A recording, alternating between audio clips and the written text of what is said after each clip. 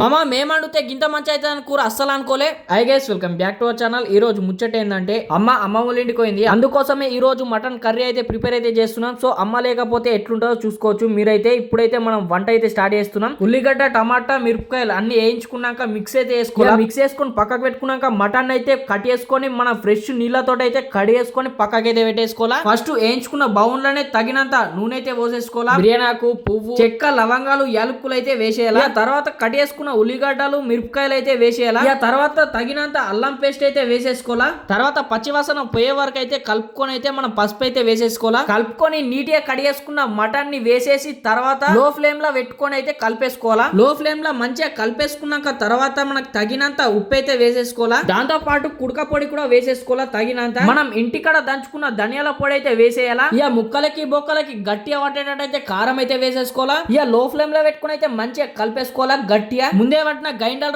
గసగసలు అయితే వేసేసుకోవాలా. ఇక కలబెట్టుకొని మనకు తగినంత నీళ్ళు అయితే పోసేసుకోవాలా. ఒక 15 విజిల్స్ వచ్చే వరకు అయితే కుక్కర్ అయితే పెట్టేసుకొని తీసేసుకోవాలా. తీసిన తర్వాత అయితే కూర మాత్రం నెక్స్ట్ లెవెల్. ఇక నూనె మంచిగా మీదకి వచ్చినాక కొత్తిమీర వేసుకొని దించుకుంటే కిరాక్ అంటే కిరాక్ ఉంటది. సో మేమైతే చేసిన కూర మీకు ఎట్లా అనిపించిందో కామెంట్ చేయండి. ఇక కూర అయితే చూసుకోవచ్చు మీరైతే గట్టిగా నంబరేక్ అయిపోయింది. ఇక లేట్ అయ్యకుండా టేస్ట్ అయితే చెప్తా. వీడియో లాస్ట్ వరకు అయితే చూడండి. ఇక మక్కట్టుకులని బురద కలుపుకొని ఉల్లిగడ్డ పెట్టుకొని ఒక ముక్క ఇరుసుకొని పెట్టుకొని తింటే మాత్రం నెక్స్ట్ లెవెల్ టేస్ట్ మామూలుగా కాలేదు. ఇక ముక్కలు కూడా మంచిగా ఉడికిపోయినాయి. వీడియోకి ఒక లైక్ అయితే చేసేయండి. Thank you for watching this video.